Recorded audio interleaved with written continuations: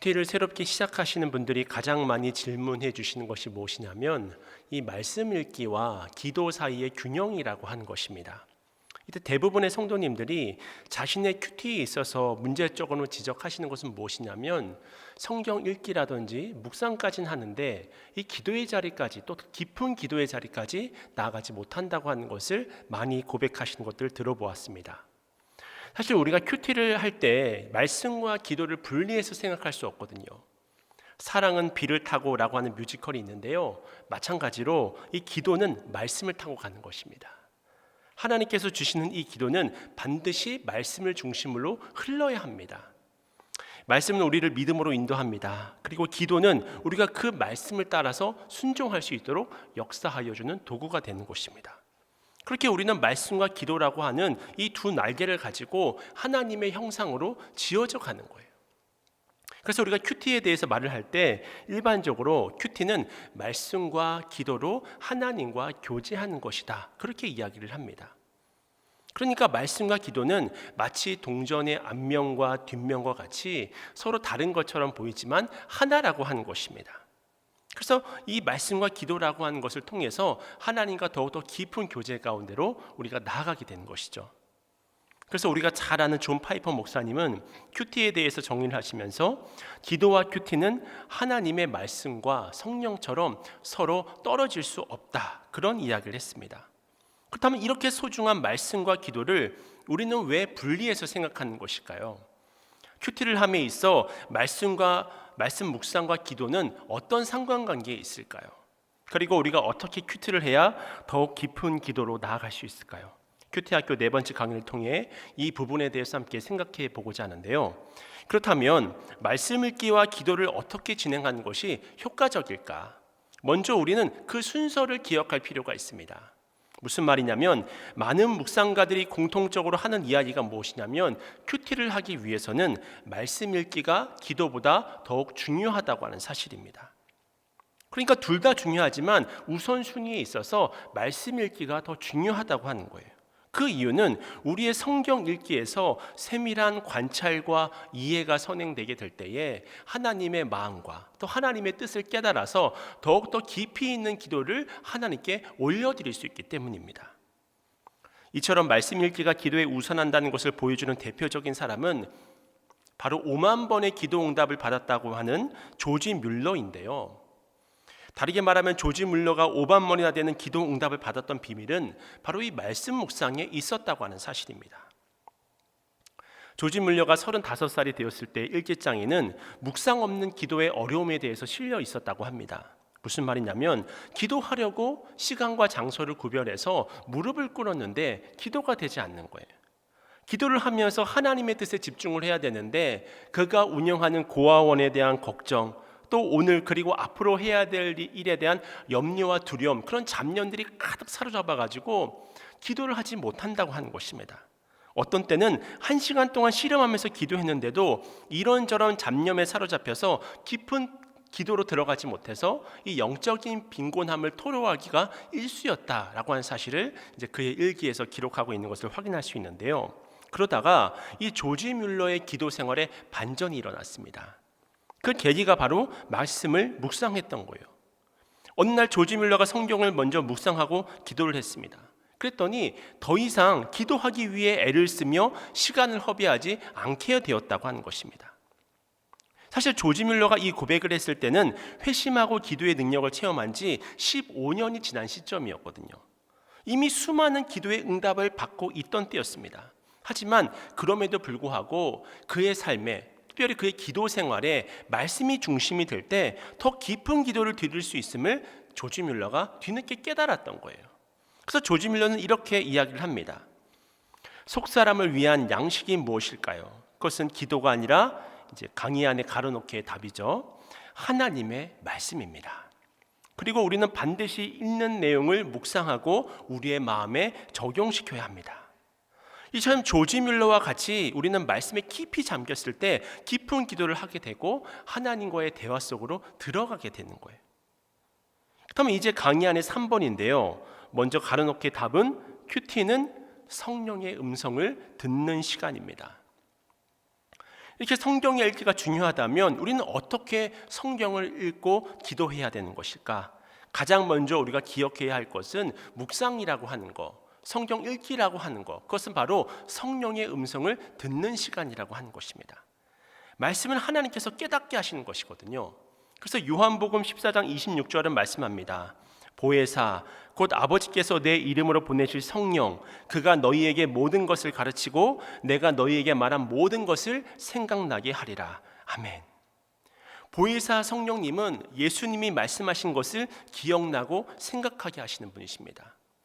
진리 되신 성령님은 예수님과 다른 말을 하실 수가 없는 분이십니다. 언제나 진리를 선포하시는 거예요. 그리고 오직 예수 그리스도만 증거하시는 분입니다. 그래서 칼뱅은 성령은 성경이라는 수레를 타고 오신다라고 말을 했던 것입니다. 그래서 우리는 성령이 아니고서는 말씀을 온전히 깨달을 수가 없습니다. 성경을 읽지 않고는 하나님의 음성조차 온전히 들을 수가 없다고 하는 거예요. 그것을 우리가 기억해야 하는 것입니다. 그리고 이어서 우선 2번 가로놓기의 답은 성령 하나님은 자신을 말씀과 동일시하신다인데요. 우리가 예수님을 생각할 때 고백하는 내용 중에 하나가 전능하신 하나님께서 낮고 천한 인간의 몸을 입고 이 땅 가운데 오셨다는 사실이잖아요. 어느 곳에도 구애받지 않고 어떤 시간에도 존재하실 수 있는 그런 분이 특정한 장소와 특정한 시간에 묶여버리셨습니다. 게다가 창조주인 하나님이 한계가 있는 피조물에 인간의 몸을 입고 이 땅 가운데 오신 거예요. 그뿐만이 아니라 너무나 무력하게 십자가에 달려서 돌아가셨습니다. 왜 그런 일을 행했던 것입니까? 우리의 죄를 대신 사해 주시기 위해서였습니다. 그러므로 우리가 나음을 입었습니다. 죽음에서 벗어나서 생명에 이르게 되었습니다. 이것이 바로 예수님이 우리를 사랑하시기 때문에 행하신 역사였다고 하는 것입니다. 마찬가지로 성령 하나님은 당신을 말씀과 동일시하십니다. 성령께서 하나님의 아들과 하나님의 말씀에 자신을 꽁꽁 묶으시고 제한시키시는 거예요. 전능하신 하나님께서 인간의 몸을 입고 오셔서 자신이 제약되신 것처럼 성령 하나님께서는 말씀에 꽁꽁 묶이십니다. 그렇다면 우리는 큐티를 어떻게 해야겠습니까? 예수님께서 자신의 몸을 한 인간의 몸으로 축소시키고 성령님께서 예수님의 말씀에 자신을 제한하셨던 것처럼 우리도 하나님의 말씀과 성령에 의해서 철저히 종속되어야 마땅하다고 하는 이야기입니다. 그래서 존 파이퍼는 성령으로 기도한다고 하는 것이 무슨 뜻인가? 이렇게 묻고는 이렇게 답을 내립니다.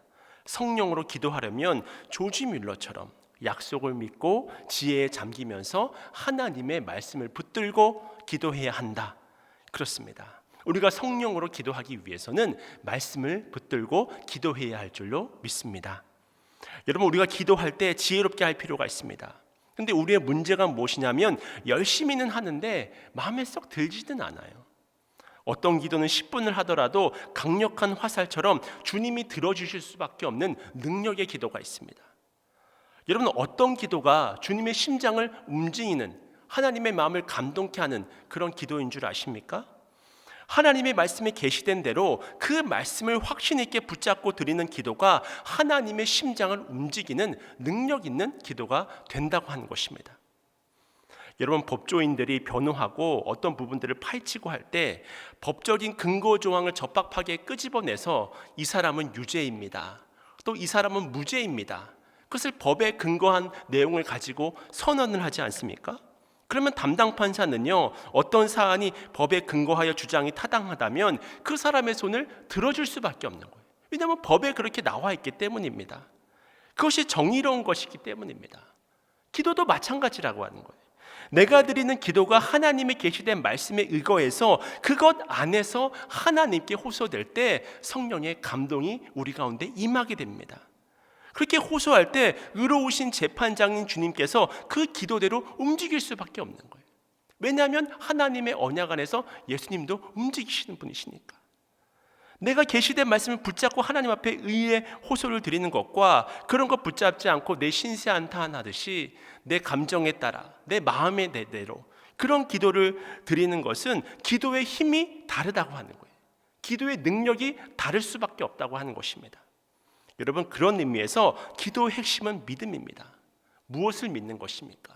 하나님의 약속을 믿는 것입니다. 성경을 믿는 것입니다. 말씀을 믿는 것입니다. 그 확신 가운데 기도하게 될 때 하나님의 감동이 있는 그런 기도를 올려드릴 수 있다고 하는 거예요. 그것이 우리의 마음을 감동케 하는 것입니다. 18세기 미국의 제2차 대각성 운동을 이끌었던 찰스 핀이라는 강력한 하나님의 종이 있었습니다. 그분이 기도를 할 때 그 말씀의 근거를 명확하게 분별한 다음에 하나님 앞에 들어주실 수밖에 없습니다. 그렇게 기도를 했다고 합니다. 주님, 이 땅에 부흥을 주실 수밖에 없습니다. 말씀을 붙들고 그렇게 강력하게 호소될 때 그 나라가 변화되어지는 놀라운 역사들을 경험하는 것을 우리가 보질 않습니까? 이처럼 말씀을 근거로 확신 있게 기도하는 것은 너무나 중요한 거예요. 이제 강의한 4번인데요. 사실 우선순위에 있어서 말씀을 강조한 것이지 우리는 기도하며 말씀을 읽는 것이 중요합니다. 강의의 중반부부터는 이 부분을 좀 강조하고 싶은데요. 그래서 루터는 성경을 이해하기 위해서 가장 먼저 필요한 것이 또 기도다라고 이야기를 했습니다. 아까 제가 말씀과 기도를 뗄래야 뗄 수가 없는 거라고 말씀을 드렸죠. 우리가 일상에서 접하는 다른 문헌과 달리 성경은 펼쳐서 읽는 책이 아니라 기도하고 읽는 책입니다. 내 지식으로 내가 쌓아온 어떤 경륜과 경험으로 이해하는 책이 아니라 기도함을 통해서 하나님의 음성을 듣는 책이 바로 성경이라고 하는 거예요. 그래서 우리는 왜 기도부터 드려야 할까? 우선 4번 가로놓기의 답은요, 먼저 하나님의 음성을 들으라 인데요. 그래서 먼저 말하는 쪽은 언제나 우리가 아니라 하나님이 되셔야 하기 때문입니다. 이 세상에는 우리 힘으로 감당할 수 없는 수많은 시험들 투성이잖아요. 그래서 성경은 어떻게 말씀하냐면 거듭난 하나님의 자녀들에게 이 세상의 시험, 사탄의 권세, 육신의 연약함을 능히 이길 자원을 이미 그리스도 안에서 다 주셨다고 말씀하신 거예요. 그래서 이제 우리는 나의 연약함과 한계를 보고 낙심할 자들이 아닙니다. 왜냐하면 성경 말씀을 보면 이미 그리스도 안에서 승리한 완전한 자원이 우리에게 허락되어져 있기 때문입니다. 가끔 낙심한 분들이 저에게 이런 상담을 요청이 오실 때가 있거든요. 목사님, 제가 이 문제를 이길 수 있을까요? 목사님, 제가 이 반복되는 죄를 이길 수가 있을까요? 끊어낼 수 있을까요? 이렇게 상담을 해오시면 저는 당연히 이길 수 있죠. 당연히 이길 수 있습니다. 그렇게 대답을 해드리는데요. 왜냐하면 우리에게 주신 하나님의 우레가 우리의 연약함보다, 우리의 부족함보다, 그리고 세상의 그 어떤 시험보다도 훨씬 크기 때문입니다. 주님이 우리에게 주신 그 은혜가 시험보다 부족하다면 하나님은 그 순간 불완전한 하나님이 되어버리잖아요. 그러나 우리 하나님은 완전한 하나님이신 줄로 믿습니다. 능력이 한이 없으신 분입니다. 우리의 구원을 부족하게 이루신 분이 아니라 십자가상에서 단 한 번의 완전함으로 이루신 분, 그분이 바로 우리가 고백하는 하나님이 아니시겠습니까? 주님이 제가 염려할 때 확신을 주셨습니다. 성부 아버지 하나님이 언제나 우리에게 우리의 기도를 들어주시길 원하고, 또 성자 예수님이 우리를 위해서 항상 보좌 우편에서 우리를 위해서 중보하고 계시고, 또 성령 하나님께서 우리 안에 내주하심으로 말미암아 날마다 주님을 바라볼 수 있도록 인도해 주신다고 한다면 날마다 우리는 승리할 수 있는 것이 아니겠습니까? 삼위일체 하나님이 전폭적으로 우리를 돕고 계신 줄로 깨달으시길 축원합니다. 이것이 바로 두려워하는 우리에게 주시는 주님의 위로의 말씀이라고 하는 거예요. 여러분, 어느 날 여러분의 집으로 선물이 왔다고 생각해 보세요. 근데 그 선물이 포장지에 쌓여 있단 말이에요. 이때 그 선물을 뜯어서 그 안에 있는 것을 잡아서 그 용도대로 써야지만 내 것이 되는 것이 아니겠습니까? 허락되어 있지만 뜯지 않으면 그냥 그것은 영원히 내 것이 될 수가 없는 거예요. 이미 선물이 왔음에도 불구하고, 이미 내 거라고 내 이름이 적혀 있음에도 불구하고 내 것이 될 수가 없는 거예요. 마찬가지로 분명 하나님은 우리에게 엄청난 자원을 주셨습니다. 하지만 그것이 내 것이 되는 길은 기도밖에 없습니다. 이것이 성경의 원리라고 하는 거예요. 그래서 주님께서 뭐라고 말씀하셨습니까? 구하라, 그리하면 주실 것이요. 찾으라, 그리하면 찾아낼 것이요. 두드리라, 그리하면 열릴 것이니라. 할렐루야. 이것이 하나님께서 우리에게 주신 약속이 아니겠습니까? 너무나도 명확한 하나님의 말씀입니다. 엄청난 자원이 그리스도 안에서 이미 주어졌다고 하는 거예요. 그것을 누가 누리느냐?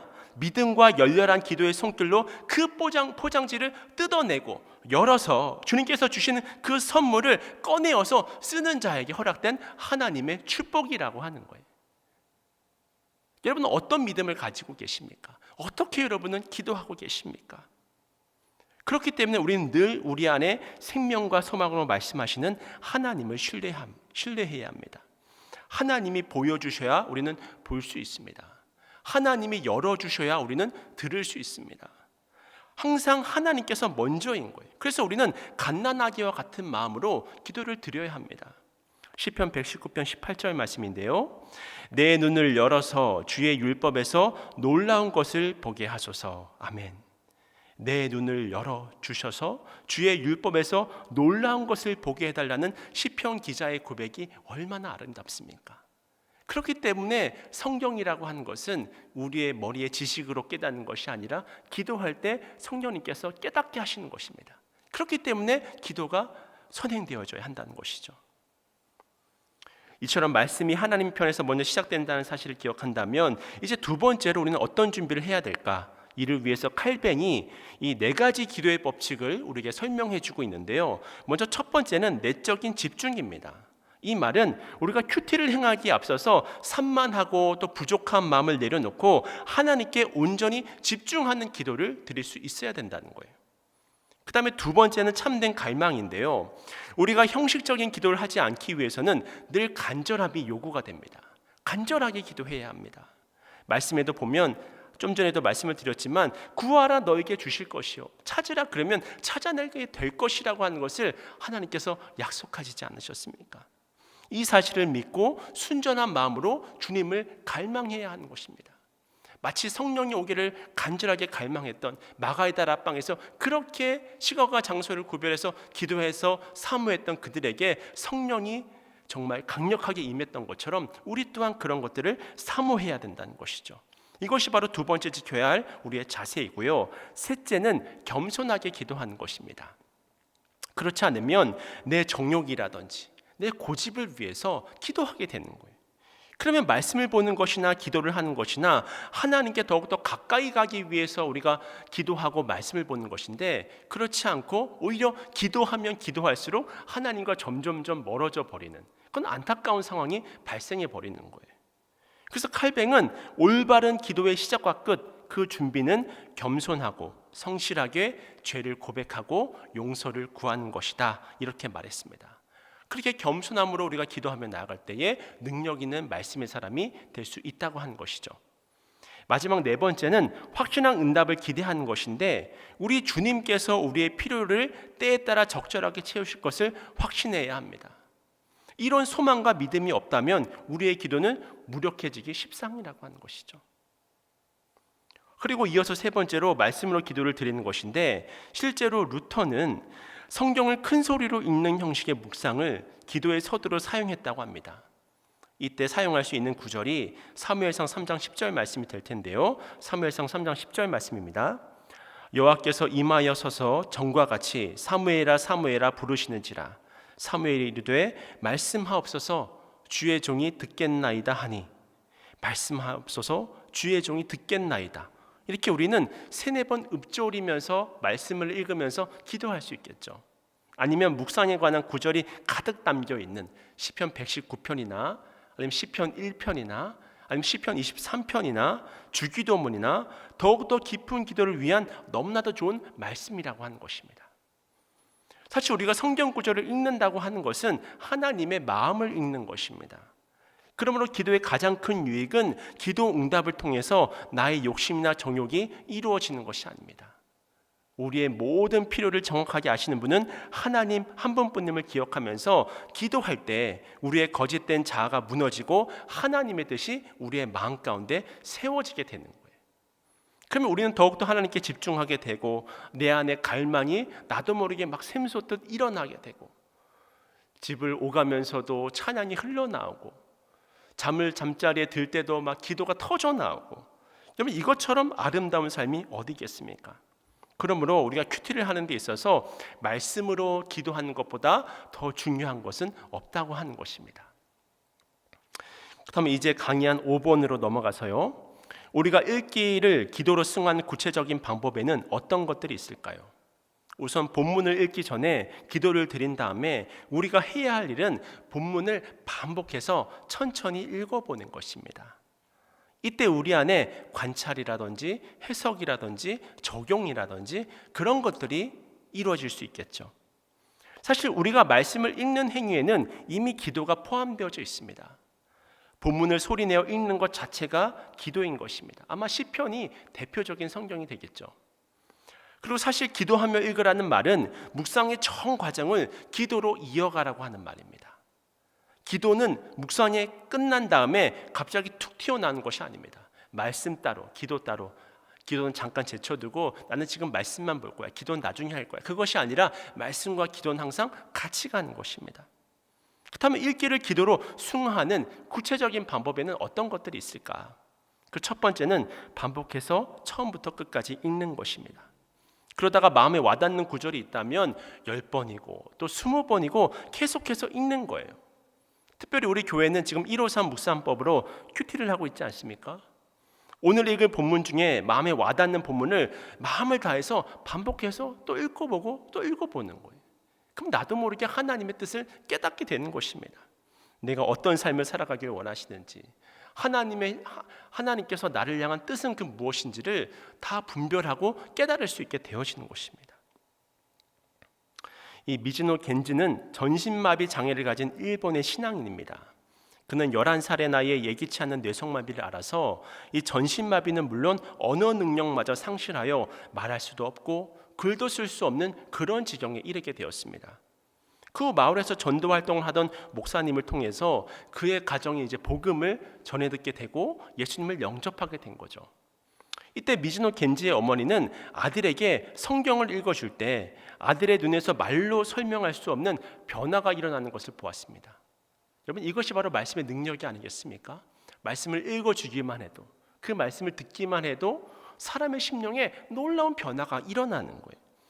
그래서 아들에게 어떤 변화가 일어났는지, 아들이 무슨 말을 하고 싶은 건지 깊이 고민한 끝에 그의 어머니는 벽에 일본어 오심 운도를 붙여놓고 글자 하나하나를 짚어가면서 그 글자를 짚어갈 때 아이의 눈빛을 바라보는 거예요. 그때 미즈노 겐지가 눈을 깜빡깜빡이면 이제 그 글자를 이제 쓰는 것이죠. 그렇게 그 글자들을 모았고 그것이 단어가 되고 문장이 되면서 시를 쓰게 되었습니다. 글을 쓰게 되었습니다. 또 그의 시가 방송에 소개가 되고 시집이 출판되면서 수많은 사람들에게 큰 감동을 주기도 했습니다. 하나님이 정말 살아계시고 지금도 역사하고 계신다고 하는 사실을 증거했습니다. 미즈노 겐지가 쓴 시 중에 말씀이라는 제목의 짤막한 시가 있어서 좀 소개를 해드리고자 하는데요. 그 시는 다음과 같습니다. 하나님, 오늘도 말씀해 주세요. 단 한마디뿐이어도 좋습니다. 내 마음은 작아서 많이 주셔도 넘쳐버려 아까우니까요. 단 한 말씀이라도 좋습니다. 저는 그 말씀이 제 마음을 이렇게 너무나 뜨겁게 하더라고요. 단 한 말씀이라도 좋습니다. 그 한 말씀을 붙잡고 계속해서 읽고 묵상하고 그 말씀을 붙들고 기도하는 것입니다. 여러분, 이것이 바로 기도라고 하는 거예요. 그것을 통해서 큰 감동을 느끼고 하나님께 더욱더 나아갈 수 있다면 이것이 진정 복된 삶이라고 하는 것입니다. 그 다음에 두 번째는 본문의 주어를 바꿔보는 것인데요. 대표적인 것이 시편 23편입니다. 시편 23편의 대표적인 구절은 여호와는 나의 목자시니 라고 하는 구절이 아니겠습니까? 여기서 나에 해당하는 것에 내 이름을 넣어보는 거예요. 여호와는 나의 목자시니, 여호와는 원기의 목자시니. 또 여러분의 가족의 이름을 넣어볼 수도 있고 친구나 교회의 이름을 넣어볼 수도 있고 여호와는 누구누구의 목자시니. 그렇게 우리가 기도할 수 있잖아요. 그렇게 말씀을 붙들고 우리가 기도할 수 있지 않습니까? 그렇게 기도로 바꿔보는 것입니다. 그 세 번째는 각 문장의 끝을 기도로 또 바꿔보는 거예요. 예를 들면 이렇게 바꿔볼 수 있겠죠. 주님, 나의 목자가 되어주시옵소서. 나를 푸른 풀밭과 쉴 만한 물가로 인도해 주시옵소서. 나의 영혼을 소생시켜 주시옵소서. 이처럼 창세기부터 요한계시록에 이르는 성경의 모든 구절을 우리는 기도로 연결시킬 수 있습니다. 그렇게 우리는 기도를 하게 되는 거예요. 끝으로 말씀을 풀어서 기도로 연결시키는 건데요. 예를 들면 하나님이 나의 목자가 되어주셔서 경제적으로 부족하지 않게 해주시옵소서. 관계적으로 어려움이 없게 해주시고 영적으로 충만하게 해주시고 손하는 모든 일들마다 부족함이 없도록 풍성함으로 채워 주시옵소서. 이미 성경 구절을 내 기도의 언어로 사용하는 것입니다. 그 구절을 그냥 풀어버리는 거예요. 그러다 보면 자연스럽게 본문의 관찰과 해석과 그 적용이라고 하는 것이 섞이게 되는 거예요. 이처럼 말씀으로 기도하는 것은 말씀으로 해석하는 최고의 방법이 될 수 있습니다. 그때 성령 하나님께서 지혜를 주시는 거예요. 앞에서 제가 시편을 예로 들었지만 신약의 서신서 같은 경우는 한 구절을 가지고도 우리가 기도할 수 있지 않겠습니까? 또한 복음서라든지 구약의 역사서 같은 경우에는 이야기가 되어지는 본문의 한 단락을 붙들고 그 이야기를 붙들고 우리가 또 풀어서 기도해 볼 수 있지 않겠습니까? 그렇게 하면 말씀에 대한 이해가 깊어질 뿐 아니라 우리의 가슴이 뜨거워지는 것을 묵상의 과정을 통해서 경험하실 수 있게 될 것입니다. 그 다음에 우리가 기도할 때 유의해야 할 점 두 가지는 무엇이냐면요, 먼저 첫 번째 가려놓기의 답은 이웃을 향한 기도를 포함하라인데요, 우리의 기도에 남을 위한 기도가 반드시 포함되어져야 합니다. 그래야지만 우리의 기도가 더욱더 뜨거워질 수 있습니다. 제가 예전에 이렇게 중고등부 수련회를 이렇게 인도하고 또 기도회 같은 것을 인도하게 될 때에 1시간도 하고 또 2시간도 이렇게 기도회를 인도할 때가 있는데요, 언제 기도가 뜨거워지냐? 개인 기도할 때는 막 잠잠하게 있다가 짝 기도를 하거든요. 또는 원을 그리면서 기도하거든요. 그러면요, 기도가 막 불을 붙여놓은 것 같아요. 막 장작더미가 막 타오르는 것 같아요. 중보 기도의 힘이 바로 그것입니다. 우리가 다른 사람을 위해 기도할 때 더욱더 내 자신에 대한 기도의 영성도 풍성해질 수 있는 거예요. 우리는 QTU 기도할 때 반드시 우리 교회 공동체와 이웃, 우리 사회, 그리고 세계를 위한 기도 제목도 놓치지 말고 기도하실 수 있기를 바랍니다. 그것이 여러분의 영성에 유익이 됐기 때문입니다. 그것이 여러분의 기도를, 그 기도의 지경을 더욱더 넓혀주기 때문입니다.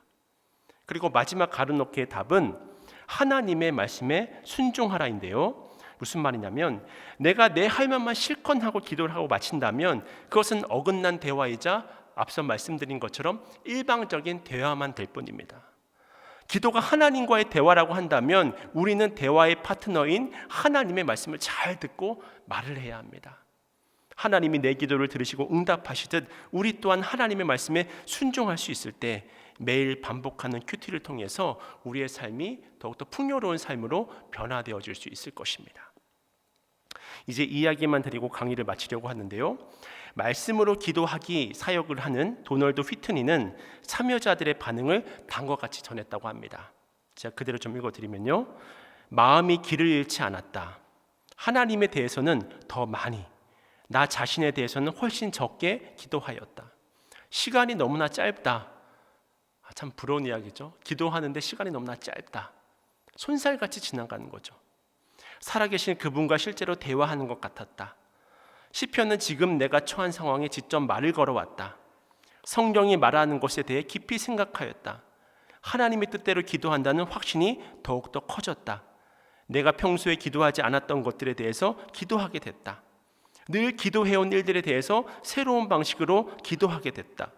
진부하고 뻔한 것에 대해 더 이상 진부하고 뻔한 말을 하지 않게 되었다. 이것이 바로 도널드 휘트니라고 하는 사람이 큐티를 하고 나서 또 말씀을 읽고 나서 묵상을 하고 나서 기도한 결과라고 하는 사실을 말해주면서 우리 또한 누구나 단 한 명도 예외 없이 이런 기도를 할 수 있음을 말해주고 있습니다. 그렇습니다. 이제 큐티와 기도를 통해서 더욱더 깊은 묵상의 과정으로 나아가시기를 축원합니다. 여러분, 누구나 할 수 있습니다. 지금 바로 시작하시면 됩니다.